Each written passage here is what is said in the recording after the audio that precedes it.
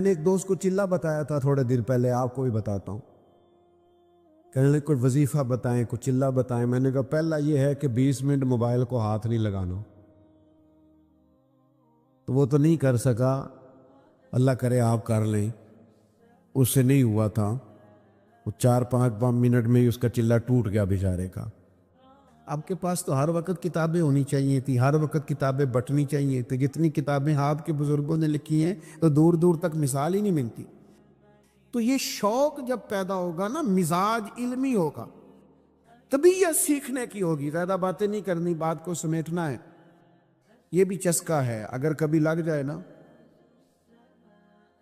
سرکار کی حدیث پاک پڑھنے کا، سننے کا، یہ بھی حضرت عبداللہ ابن عباس کو حضور نے دعا دی تھی نا کہ اللہ تعالیٰ تجھے دین کی فقاہت عطا کرے، تو ان کو پتہ چلا کہ حضرت ابی بن کعب رضی اللہ تعالیٰ عنہ محبوب کی احادیث کا ذخیرہ رکھتے ہیں، تو پھر ان کے گھر جاتے تھے تو استاذ کے احترام کا یہ حال تھا کہ دستک نہیں دیتے تھے،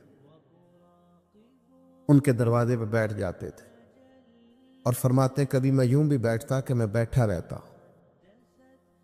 اور پھر کبھی یوں بھی بیٹھتا کہ بیٹھے بیٹھے تھک جاتا، اور پھر میں اپنے امامے کا سرہانہ بنا کے ان کے دروازے کے کونے پہ ایک سائیڈ پہ لیٹ جاتا۔ ٹھنڈی ہوائیں جب مدینہ چوم کے گزرتی تو ریت میرے بالوں میں پڑ جاتی۔ فرماتی میرے استاد حضرت ابی بن کعب اپنی مرضی سے باہر آتے اور مجھے لیٹا ہوا دیکھتے تو میں ان کی آنکھوں میں آنسو بھی چمکتے دیکھتا، اور پھر وہ فرماتے ہو میرے نبی پاک کے چچا زاد مجھے بلا لیا ہوتا، میں آپ کے پاس آ جاتا، تو فرماتے نہیں آج شہزادہ بن کے نہیں آیا، شاگرد بن کے آیا۔ مجھے کچھ محبوب کی احادیث آپ سنا دے، میں ان کو یاد کر لوں۔ میرے عزیزو یہ بھی ایک ذائقہ ہے۔ خدا را کوئی ایسی ویڈیو نہیں بچی جو ہم نے نہ دیکھی ہو، کوئی ایسی نئی داستان نہیں جو ہماری نظروں سے نہ گزری ہو۔ یعنی ابھی کسی نے تصویریں چڑھائے، 5 منٹ نہیں گزرتے ہم دیکھ بھی لیتے ہیں، ایک دوسرے سے پوچھ رہے ہوتے ہیں جناب وہ کیا بنا۔ اور میری طرح کا کوئی شخص اگر کہہ دے میں تصویریں دیکھ نہیں سکا تو کہندے لو تسی ساڈیاں تصویریں ہی نہیں تکیاں، اتنا قریبی تعلق ہے۔ وہ باہر آ جائیں، اب تو تھکاوٹ ہو گئی ہے ان کاموں سے، اب تو بعض اوقات طبیعت پہ بوجھ بنتی ہیں بعض چیزیں۔ عملی زندگی میں آئیں، کتاب و سنت کا شوق پیدا کریں۔ تھک گئے ہیں لوگ مال کما کما کے، تھک گئے ہیں لوگ اچھے کھانے کھا کھا کے، تھک گئے ہیں لوگ دنیا کے مسائل حل کر کر کے، تھک گئے ہیں لوگ ٹریولنگ کر کر کے۔ اب وہ لوٹنا چاہتے ہیں رسول کریم کے قدموں کی طرف۔ بے چینیاں بڑھ گئی ہیں، پریشانیاں بڑھ گئی ہیں، ذہنی آوارگی بڑھ گئی، حالات کنٹرول سے نکل رہے ہیں۔ دنیا واپس گنبد خضرا کی طرف لوٹنا چاہتی ہے۔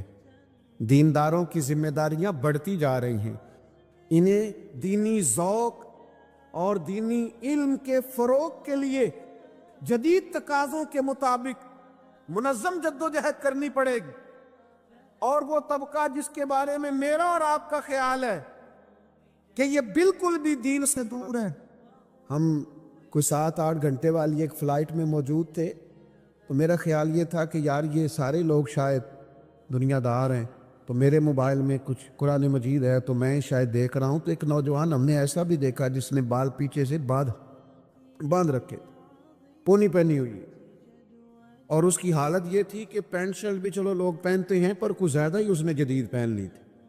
تو وہ بعض لوگ ہنس بھی رہے تھے، اور اللہ تعالیٰ مجھے معاف کرے میں بھی پڑھتے پڑھتے تھوڑا سا مسکرایا، لیکن پھر بعد میں ڈھیر سارے لوگوں نے میری طرح سجدہ صاف کیا جب وہ بظاہر فیشن میں لدا ہوا نوجوان اور ساتھ والی سیٹ پر بیٹھتے ہی سیٹ بیلٹ باندھتے ہی جب اس نے اپنی فائلوں کے اندر سے قرآن مجید نکالا، انہیں پڑھنا شروع کیا، تو میں بھی کہہ رہا تھا نہیں بھئی یہ اجارہ داری کوئی نہیں، یہ کسی کے گھر کی لونڈی کوئی نہیں، یہ توفیق ہے، وہ کریم جس کو چاہتا ہے عطا فرما دیا کرتا۔ آپ یہ مت سمجھیے کہ یہ بگڑا ہوا جوان ہے، یہ قریب نہیں آئے، آپ اس کے اندر ذوق تو پیدا کریں، اس کا دل تو دھڑک رہا ہے، دل اگرچہ جاں گزل ہے، کروں کیا کہ دل ہے، غم عشق اگر نہ ہوتا تو غم روزگار ہوتا. ان کو عشق کا غم نہیں لگا تو روزگار کا لگ گیا ہے. انہیں غم عشق لگائیے لگ جائے گا. یہ تو تیار بیٹھے ہیں, کوئی ہے ہی نہیں جو آ کے چنگاری سلگا دے. مجھ سے ناراض نہ ہوئیے گا, میں کہہ چکا ہوں اختلاف حسن ہوتا ہے. لیکن وہ جو ہمارے پاس آئے بیٹھے ہیں وہ دین سیکھنے آئے, ہمارے آپسی اختلاف سننے نہیں آئے. وہ ہم سے یہ پوچھنے نہیں آئے کہ میاں وہاں کیا ہوا اور وہاں آپ گئے تھے تو وہاں کیا ہوا. وہ کہتے ہیں یار یہ جھگڑے تو باہر بھی ہم چھوڑ کے آئے, اور یہی ساری باتیں ہمیں یہاں لگ گئی. تو یہ ذائقہ تمام مسائل کا حل یہ ہے کہ آپ نبی پاک علیہ السلام کے دین کے فروغ کے لیے, کتاب و سنت کی ترویج کے لیے. حضرت بقی الدین ابن مخلد کہتے ہیں میں اپنے ماموں کے پاس پڑھتا تھا اور میری طلب حدیث پاک میں اتنی زیادہ تھی کہ میرے ماموں مجھے کہنے لگے پتر تو بغداد چلا جا امام احمد بن حنبل کے پاس, میں تیرا ذوق نہیں پورا کر سکتا. فرماتے میں دریا پہ بیٹھا آنے کے لیے تو رستے میں طوفان آ گیا. وہ میں بچھڑا قافلے سے تو ایک جزیرے پہ چلا گیا, ایک مہینہ بغیر کھائے پیے گزارا. پھر کوئی سہارا ملا تو بغداد پہنچے. جو بغداد آئے تو پتہ چلا کہ امام احمد بن حنبل پر تو بادشاہ نے بڑی سختی کر دی ہے, گھر میں نظر بند کر دیا ہے. میں نے کچھ لوگوں سے پوچھا چلو مجھے شیخ کے گھر کا رستہ ہی کوئی بتا دے. ان کا سختی بڑی ہے, اشارہ بھی نہیں کر سکتے, کرفیو و نافذ ہے. شیخ فرماتے ہیں ایک شخص کی میں نے منت کی, کہنے لگا انگلی کا اشارہ نہیں آنکھ کا اشارہ کروں گا, یہ گھر ہے امام احمد بن حنبل. کہتے ہیں وہ گھر دکھا کے چلے گئے. میرے پھٹے ہوئے کپڑے, کئی دنوں کا سفر, کبھی کھانا ملتا کبھی نہ ملتا. میں نے سوچا دروازے تک کیسے جاؤں, ارد گرد تو پولیس کھڑی ہے. پھر میں نے ایک تجویز سوچی, کپڑے پھاڑ لیے, ٹوپی اتار لی, مانگنے والا کاسا گلے میں ڈال لیا. تینوں لب دے آپ گواچے, سانو اپنی خبر نہ کوئی, ساتھوں تے پارے نہیں ککھ گلیاں دے. ہن تے آخ دے لوگ شدائی, ننگ نموس دا ساڑ کے چولا, گل پہنے ہے تاج گدائی. سجنا اسی اپنا آپ گوایا تاں یار نے چاتی پائی. فرماتے میں ایک ایک دروازے مانگنے لگا, سجنا یار منون دی خاطر اساں کی پیس بٹائے. فرماتے مانگتے مانگتے امام احمد بن حنبل کا دروازہ آیا اور میں نے صدا لگائی فقیر ہوں دور سے آیا ہوں, کو مہربانی ہو جائے. کہتے ہیں شیخ باہر تشریف لائے فقیر کو دینے کے لیے, اور جب 1 دینار وہ میرے کاسے میں ڈالنے لگے, چھوڑ دیں جی مہربانی کریں, اتنی مزیدار بات ہو رہی ہے کیوں دخل دے رہے ہیں آپ, بات سنیں. فرماتے ہیں کہ جب وہ 1 دینار ڈالنے لگے تو میں نے ہاتھ پکڑ کے چوم لیا, اور پھر میرے آنسو جو بہے تو میں نے کہا میں وہ والا فقیر نہیں جو پیسے لینے آیا ہوں. میرے پھٹے ہوئے کپڑے دیکھیں, میں روز فقیر بن کے آیا کروں گا, آپ محمد عربی کی چند حدیثیں سنا دیا کریں. کہتے ہیں امام صاحب نے بھی نظر اٹھا کے دیکھا, طالب علموں, کچھ طالب علم بھی ایسے ہوتے ہیں جو استاد کا دل کرنے لگتا ہے میں تیاری کر کے آؤں, یہ مجھ سے سوال پوچھتا ہے. کچھ طلباء بھی ایسے ہوتے ہیں جن کی وجہ سے نا تھوڑا دل کرتا ہے کلاس میں بیٹھنے کو. شیخ فرماتے ہیں کئی مہینے میں فقیر بن کے جاتا رہا, اور کئی مہینے میں کاسا آگے کر کے حدیثیں سنتا رہا. پھر حالات بدل گئے, حالات بدل ہی جاتے ہیں. کچھ لوگ الفاظ کے گورکھ دھندے میں رہتے ہیں, عمل نہیں کرتے, وہ بھی بڑی بوجھ زندگی گزارتے ہیں. بوجھ, جب آپ کہتے کچھ ہوں کرتے کچھ ہوں تو آپ کو محسوس ہوتا ہے کہ میں نا نارمل زندگی نہیں جی رہا, میں کوئی اداکاری کر رہا ہوں. اور جب آپ کا قول ہی آپ کا حال ہو, جو آپ کہہ رہے ہوں وہی کر رہے ہوں, تو پھر آپ یقین کریں کہ کوئی کام بھی بوجھ نہیں بنتا, پھر کام کرتے ہوئے مزہ آتا ہے. پھر بندے کو سکون نصیب ہوتا ہے کہ نہیں میں جو کر رہا ہوں یہ ٹھیک کر رہا ہوں.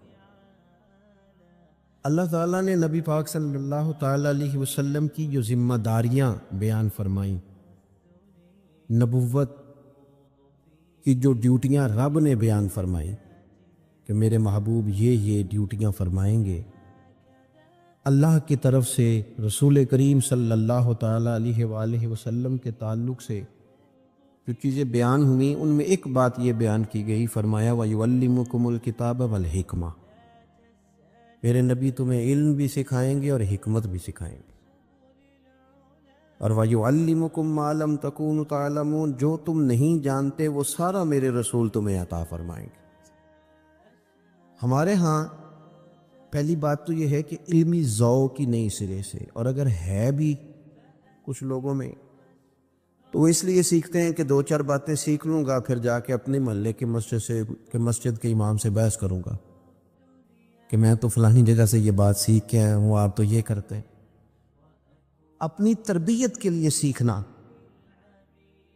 اس سے انسان کو نفع ہوتا ہے، اور ایک یہ کہ جاہلوں کے روب جمانے کے لیے سیکھنا، علماء سے بحث کرنے کے لیے سیکھنا، تو نبی پاک صلی اللہ علیہ وسلم نے فرمایا جس نے اس لیے دین حاصل کیا کہ علماء سے بحث کرے گا یا جاہلوں پہ روب جمائے گا، اسے تو اللہ جنت کی خوشبو بھی عطا نہیں کرے۔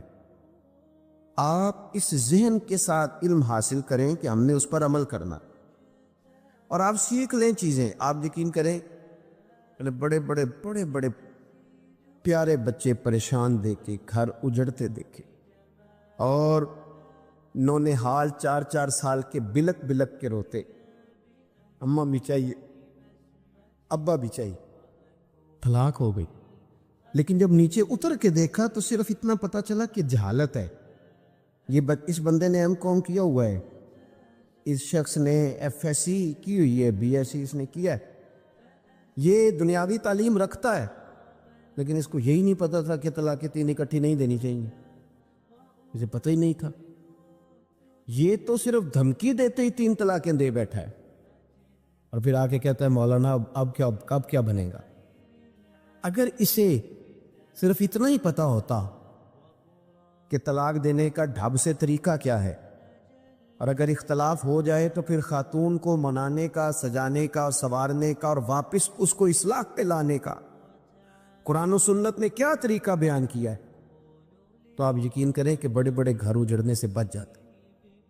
لیکن 3 مہینے تک لوگ شیروانی تو پسند کرتے رہتے ہیں کہ شادی پہ کون سی پہننی، اور والد 6-7 درزیوں تک تو رسائی دلا دیتا ہے کہ یہ صحیح بنا دے گا تو یہ صحیح بنا دے گا، لیکن جو فتوے آپ نے بعد میں علماء سے لیے ہیں، کاش اپنے بیٹے کا بازو تھام کے ہم اسے لے جاتے اور کہتے مولانا اس کا نکاح کرنا ہے، اسے ذرا آپ شادی کے، نکاح کے، خواتین کے مسائل کے اور طلاق کے معاملات پر تھوڑا سا آگاہ کر دی، تو آپ یقین کریں کہ یہ جو کورٹ کچہریوں میں روز رش ہوتا ہے اور وکیلوں کو آپ فیسیں دیتے ہیں، یہ بچ جاتی، اور لمبا کام نہ آپ کو کرنا پڑتا، اور اس کے لیے دور نہیں جانا پڑے گا آپ کو، اس کے لیے آپ کو بہت لمبا سفر نہیں کرنا پڑے گا۔ میں دعوے سے کہتا ہوں اہل سنت کے چمن میں جتنی بہار ہے، آپ اپنے محلے کے امام کے پاس بھی جائیں گے تو انشاءاللہ رسول اللہ کے دین سے آپ کا سینہ منور کرے گا۔ ہم نے یہ کیا ہے کہ سیکھا نہیں، ہم آگے نہیں بڑھے، اور یہ بات یاد رکھ لیں، جب آپ کوئی دین کی بات سیکھ لیتے ہیں تو فوراً آپ عمل کریں نہ کریں، ایک وقت ایسا ضرور آتا ہے کہ جب آپ وہ کام کرنے لگتے ہیں تو بات آپ کے ذہن میں آتی ہے کہ یار مولانا صاحب نے یہ بتایا تھا، مفتی صاحب نے یہاں یہ ذکر کیا تھا، یہ میں نے سنی ہوئی ہے بات۔ آپ کے ایک دفعہ وہ حاشیہ خیال سے ٹکرا جائے تو وہ آپ کو نفع دیتے۔ نبی پاک صلی اللہ تعالی علیہ وسلم لوگوں کو علم سکھاتے، حضور علم کا شوق پیدا کرتے۔ نبی پاک صلی اللہ تعالی علیہ وسلم جب کسی سے راضی ہوتے نا، حضور کسی سے راضی ہوتے، کہتے دیکھنا میری طرف، ہم نہ پتہ کیا کرتے ہیں، ہم نوٹوں کی اور ووٹوں کی اور بڑی بڑی دعائیں دیتے ہیں کہ اللہ کرے تو بڑا آدمی بن جائے۔ حضرت عبداللہ ابن عباس فرماتے ہیں ایک دن میرا بڑا ہی دل کیا کہ میں اپنے کریم رسول کی کوئی نوکری نہ کروں، تو میں نے منت کی کہ مجھے موقع دیا جائے۔ کہتے مجھے موقع ملا تو میں نے محبوب کے استنجا وضو کے لیے پانی رکھا۔ اللہ کرے میری ملت کے جوانوں کو سمجھ آئے کہ خدمت سے بھی دعائیں ملتی ہیں، اور پھر دعاؤں سے علم آتا ہے۔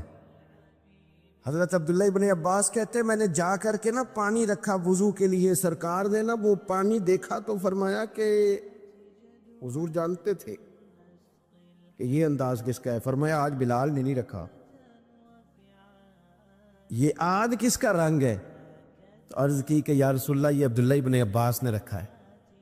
تو حضور نے فرمایا بلاؤ نا۔ جب حاضر بارگاہ ہوئے تو محبوب نے تھپکی بھی دی اور حضور نے فرمایا اے اللہ اسے علم بھی عطا فرما اور فقاہت بھی عطا فرما۔ تو نبی کریم جب راضی ہوتے تو علم و عمل کی دعا دیتے کہ اللہ تیرا سینہ کھول دے، تجھے اللہ انشراح صدر، تجھے اللہ تبارک و تعالی علم کی خوشہ چینی کرنے کا موقع دے۔ حضور یہ دعا دے۔ پھر چونکہ ہمارے ہاں اب بہت سارے لوگ ہیں جن کا دعویٰ علم لدنی کا ہے، یعنی وہ کہتے ہیں فیض ہے، پیر صاحب کا بیٹا ہے نا تو اس کو فیض ہے، اور اکثر کو فیض ہی ہے، زیادہ تر کو اللہ تعالیٰ جزائے خیر دے آپ کو۔ تو فیض پہ بھی بڑا لمبا چوڑا نظام چل رہا ہے۔ تو میں کہتا ہوں کہ حضور نے دعا بھی دے دی، تھپکی بھی دے دی، فیض تو ہو گیا تھا۔ لیکن اعلیٰ حضرت بریلوی نے لکھا ہے کہ حضرت زید بن ثابت رضی اللہ تعالیٰ عنہ حدیث کے بڑے عالم تھے، بڑے حافظ تھے۔ جناب عبداللہ ابن عباس کو پتہ چلا کہ یہ نبی کریم علیہ السلام کی احادیث زیادہ جانتے۔ جناب عبداللہ ابن عباس فرماتے میں جا کے ان کے گھر کے باہر بیٹھ جاتا تھا، اور میں نے کبھی استاد کو کہا نہیں تھا کہ مجھے آ کے سبق پڑھا دیں، میں بیٹھا رہتا تھا۔ وہ مرضی سے دروازہ کھولتے تھے اور جب مرضی سے باہر آتے تھے تو میں کہتا تھا استاد جی اگر طبیعت مبارک چاہے، موڈ ٹھیک ہو تو دل کرتا ہے مدینے والے کی 4 حدیثیں تو سنا دے۔ اس ذوق سے، اس کا مطلب ہے دعا سے شوق علم آتا ہے۔ پھر آپ کو محنت کرنی، پھر آپ کو آگے بڑھنا، اور پھر اس ترتیب کے ساتھ علم حاصل کیا۔ ہمارے ہاں نا اب کوئی نہیں قدر رہ گئی اساتذہ کی۔ استاد یاد اس وقت آتے ہیں جب ہم نے اپنی سند صحیح ثابت کرنی ہوتی ہے، ہمیں استاد یاد آتے ہیں، پھر ہم بتاتے ہیں کہ میری فلاں سے سند ہے۔ ورنہ بہت سارے پیر تو خیر میں بتا چکا، کافی سارے علم لدنی والے ہیں، اور جو خطیب واعظین ہیں وہ ویسے کہتے ہیں کہ بس اللہ کا فضل ہی ہو گیا تھا۔ حالانکہ یہ ہوتا نہیں، آپ کہیں نہ کہیں کسی نہ کسی نے تو آپ کے رستے پہ چڑھایا ہے نا، کسی نے تو راہ دکھائی ہے نا، لیکن لوگ ذکر کرنا پسند نہیں کرتے۔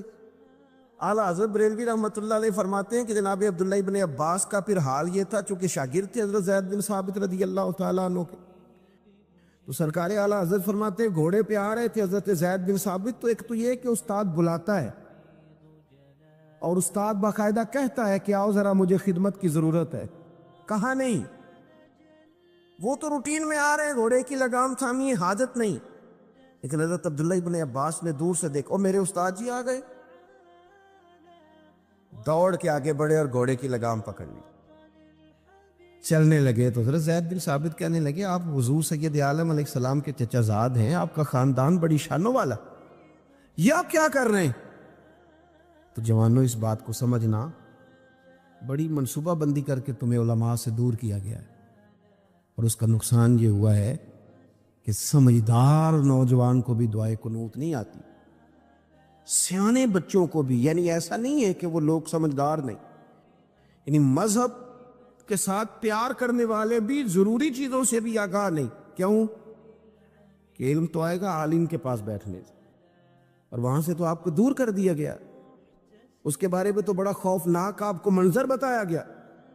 حضرت زید بن ثابت رضی اللہ تعالیٰ عنہ نے لگام تھام لی گھوڑے کی، تو حضرت عبداللہ ابن عباس نے تھام لی، تو جناب زید بن ثابت کہنے لگے یہ آپ کیا کر رہے ہیں؟ تو جناب عبداللہ ابن عباس کا جملہ بڑا شاندار ہے، آپ فرمانے لگے حضور ہمیں سکھایا گیا ہے کہ علماء کا ادب کرنا ہے، جو کچھ کر رہا ہوں یہ سیکھا ہوا کر رہا ہوں، ہمیں سکھایا گیا ہے۔ جب یہ لفظ کہے تو جناب زید بن ثابت بھی گھوڑے سے نیچے اتر آئے اور اپنے شاگرد کا، حضور کے چچا زاد سیدنا عبداللہ ابن عباس کا ہاتھ پکڑ کے چوم لیا، کہنے لگے استاد جی آپ یہ کیا کر رہے ہیں؟ فرمانے لگے ہمیں بھی سکھایا گیا ہے کہ خاندان رسول کا ادب کرتا ہے۔ تو ایک تو یہ کہ علم کا شوق پیدا کریں، ایک یہ کہ اپنے اساتذہ کی قدر کریں، اور یہ بڑا مزیدار کام ہے۔ اگر آپ کے سر پہ کوئی ہے نا ہوئے کہنے والا تو آپ بڑے شاندار لوگ ہیں۔ کبھی کبھی بندہ تنگ آ جاتا ہے ہاتھ چموا کے بھی، میں صحیح کہہ رہا ہوں، کبھی کبھی تابے داری کرا کے بھی بندہ، میرے استاد جی نے مجھے فون کیا، کہنے لگے پرسوں کہاں ہو؟ میں نے کہا جی آپ حکم کریں۔ کہنے لگے پنڈی جانا ہے۔ میں نے صرف اتنا پوچھا میں کہ استاد جی اتنے کی کام ہے؟ کہنے تینوں وضاحت دینا میں ضروری نہیں سمجھتا۔ لوگ بڑی تعریفیں کرتے ہیں، ہمارے ساتھ بڑا پیار کرتے ہیں، پر انہوں نے جو کہا نا میں ضروری نہیں سمجھتا، تو آپ یقین کریں کہ ساری رات بات کی ٹھنڈک محسوس ہوتی رہی۔ ہمارے ایک بزرگ ہیں، ان کی والدہ 100 سال کی عمر کے بعد غالباً 118-17 سال کی عمر میں انتقال کر گئی۔ بابا جی کی اپنی عمر تقریباً 70 سال سے اوپر ہے۔ ان کے بچے مجھے کہنے لگے ابا جی جمعہ آپ کے پاس پڑھتے ہیں، اتنا روتے ہیں، ساری رات ہی روتے رہتے ہیں، آپ ان سے کہیں کہ اماں ماشاءاللہ اب حد ہو گئی ہے۔ تو میں نے ان سے کہا، میں نے کہا بزرگوں مطلب آپ کے بچے پریشان ہو گئے، چلی گئی ہیں والدہ، تو صبر حسن ہے دین کا، تو آپ بس کریں۔ تو انہوں نے مجھے بڑی انوکھی بات کی، کہنے لگے حضرت جی جس دن کی اماں گئی ہے نا میں بوڑھا ہو گیا ہوں۔ میں نے کہا کیا مطلب؟ کہنے لگے میری 70 سال سے زیادہ عمر ہے، جب میں کھا رہا تھا تو میری اماں پوچھتی تھی منڈیا آ گئے ہیں، منڈے نو روٹی دیو، تو کہتے تھے بتائیں مجھے ان میں کو منڈا کہے گا؟ تو ماں کے سامنے مجھے محسوس ہوتا تھا کہ میں جوان ہوں۔ طبعاً آپ کے جب استاد ہوتے ہیں تو اس کا مطلب یہ ہوتا ہے کہ ابھی آپ جوان ہیں، ابھی آپ میں طاقت ہے، اس لیے کہ بڑا وہ ہوتا ہے جس کا کوئی بڑا ہوتا ہے، اور جس کا کوئی بڑا ہی نہ ہو وہ کس طرح بڑا ہوگا؟ علم کا شوق پیدا کرے، اور طلباء سے علماء سے نہیں۔ قرآن مجید نے کہا کہ یعلمکم الکتاب والحکمہ، دین سکھائیں پر تھوڑا دانائی کے ساتھ، حکمت کے ساتھ۔ حکمت اصل قاضی اعجاز رحمۃ اللہ علیہ نے شفا شریف میں لکھا ہے، ایک بدو نبی کریم صلی اللہ علیہ وسلم کی بارگاہ میں حاضر ہوا اور اس نے کچھ مانگا۔ بیچارہ دیہاتی تھا، سادہ آدمی تھا، بھی آداب نہیں آتے تھے، سارے لوگوں کو نہیں پتا ہوتا۔ ایک صاحب نے ٹائم مانگا، اور ٹائم انہوں نے اس طرح مانگا آ کے ادارے میں، کہنے لگے پرسوں ساڑھا جلسہ ہے تو ذرا آ جائے دے گھنٹہ پراتی۔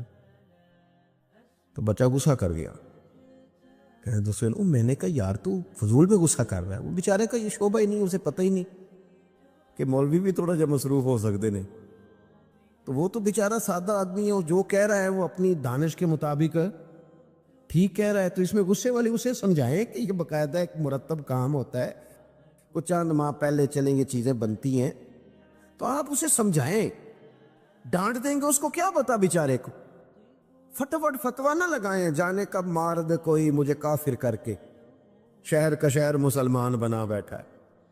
آپ فٹافٹ نہ جیب کے اندر سے فتویٰ نکال کے لائیں، پہلے کسی کو قائل تو کر لیں، اس کو سمجھا تو لیں، پھر نہ مانے تو بات الگ ہے۔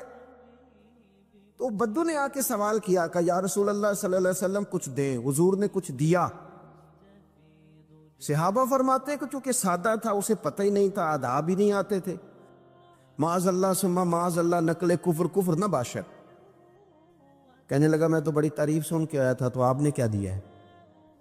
حضرت عمر نے تلوار نکال لی، فرمایا گردن اڑاؤں گا۔ حضور نے فرمایا عمر ذرا ٹھہر جا۔ سرکار گھر لے گئے، جتنا دیا تھا پھر ڈبل کر کے دیا، پھر تھوڑا اور دیا۔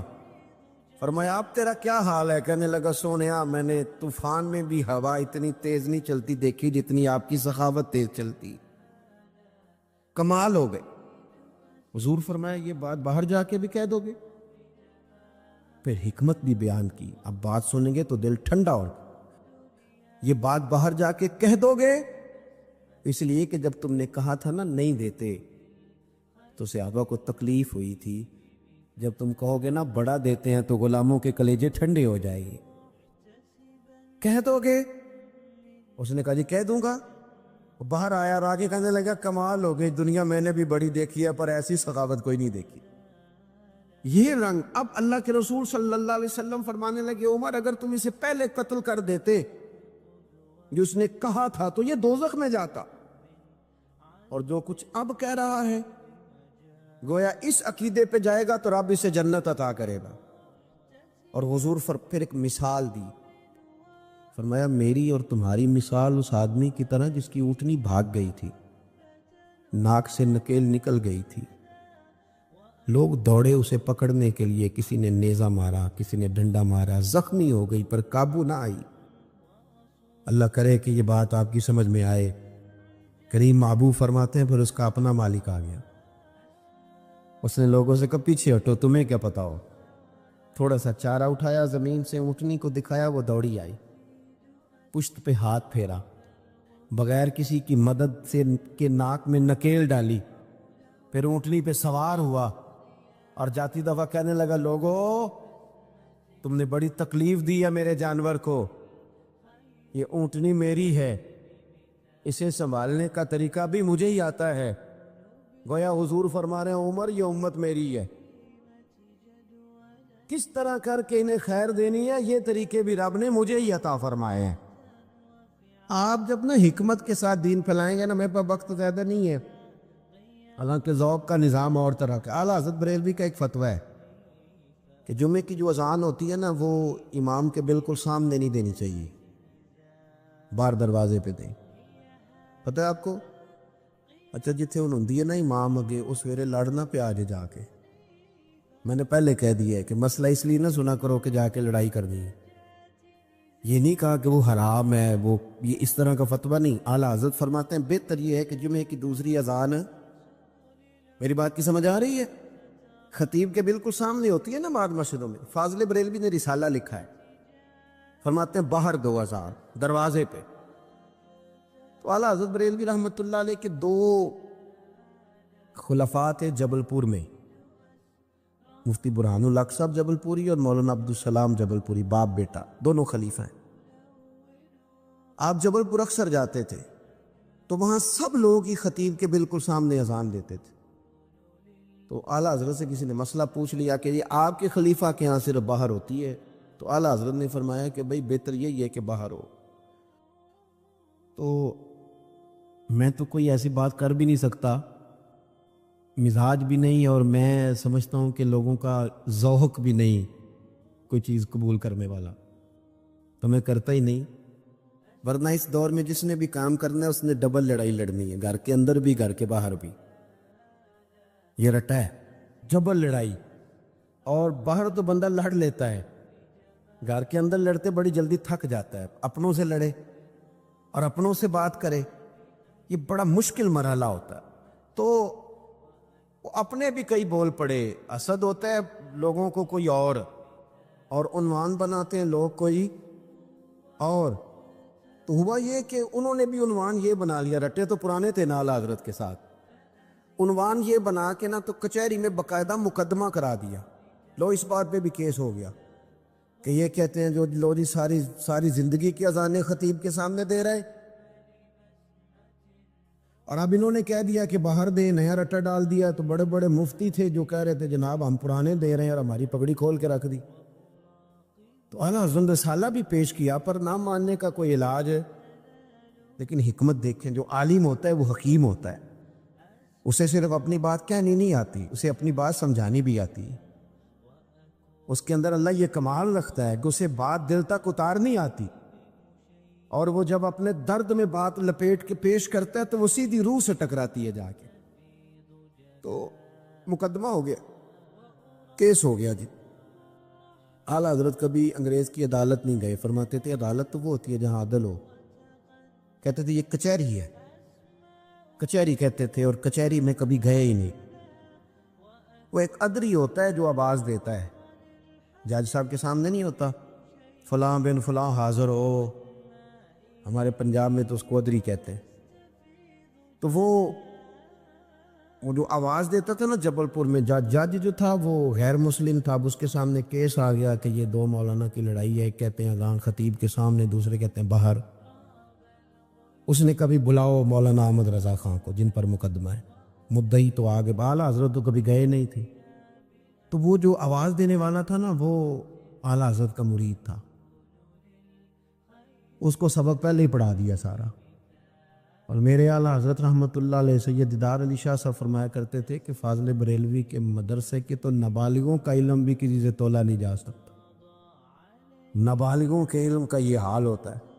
اب وہ مرید تھا، تو انشاءاللہ جو علماء کے مرید ہوتے ہیں بہرحال انہیں کچھ نہ کچھ علم سے شغف ہوتا ہے۔ تو مرید تھا، اعلیٰ حضرت نے سارا سبق دے دیا اس کو. میری باتوں کی سمجھ آ رہی ہے؟ بس سمیٹنے لگا ہوں. دے دیا سبق اس کو. اب وہ نا آ کے کھڑا ہوا. جج صاحب نے جب کہا نا بلاؤ مولانا احمد رضا خان بلد نقی علی خان کو، تو اس کی ڈیوٹی ہوتی ہے باہر جا کے کہنے کی. پھر دیکھنا میری طرف، باہر جا کے کہتے نا فلاں بن فلاں حاضر ہو. تو اسے چونکہ اعلیٰ حضرت نے سکھایا ہوا تھا، تو فاضل بریل ادھر دیکھیں، فاضل بریلوی کے بالکل سامنے کھڑا ہو، جج کے بالکل سامنے کھڑا ہو گیا اعلیٰ حضرت کا مرید، بالکل سامنے. باہر جا کے کہنا تھا نا، یہاں کھڑا اگر کانوں میں انگلیاں لے لی اور جج کی طرف منہ کر کے کہنے لگا احمد رضا خان ولد نقی علی خان حاضر ہو. اور جج صاحب کہنے لگے میں تو آیا بیٹھا ہوں، باہر جا کے کہنے لگا جی یہی تو میرے پیر صاحب کہتے ہیں، یہی تو وہ فرماتے ہیں کہ خطیب تو آ گیا جمعہ پڑھانے والا، وہاں کہتا کہ باہر والا بھی کو سن لے، وہاں جا کے کہے. اور جج کہنے لگا مولانا کو آنے کی ضرورت نہیں، وہ جو بھی کہتے ہیں ٹھیک ہی کہتے ہیں. ختم ہو گئی بات. حکمت کے ساتھ آپ دین پھیلائیں، آپ حکمت کے ساتھ دین پھیلائیں. آپ لوگوں کو، آپ یقین کریں کہ کئی دفعہ نا مفتی صاحب سے، میری طرح کے جو لوگ مفتی کہلاتے ہیں ان سے فتویٰ لینے جائیں تو کئی بندہ اندر جاتا ہے تو واپس آ جاتا ہے باہر، کہتا حضرت بڑے جلال میں کل آ جاؤں گا. وہ پھر کسی غلط آدمی کے ہتھے چڑھ جاتا ہے. وہ کئی دفعہ لوگوں کا سودا ٹھیک ہوتا ہے، سیل مین نہیں ٹھیک ہوتے. کچھ لوگوں کا سودا غلط ہوتا ہے پر سیل مین صحیح ہوتے ہیں، گاہک کو نیچے اترنے نہیں دیتے. مہربانی کریں آپ نا اپنا انداز، یہ جو تھوڑی بہت خدمت کرنے والے یہ تھوڑا میٹھا رکھیں، اور تھوڑا نا عوامی ضرورت پر بھی توجہ دیں.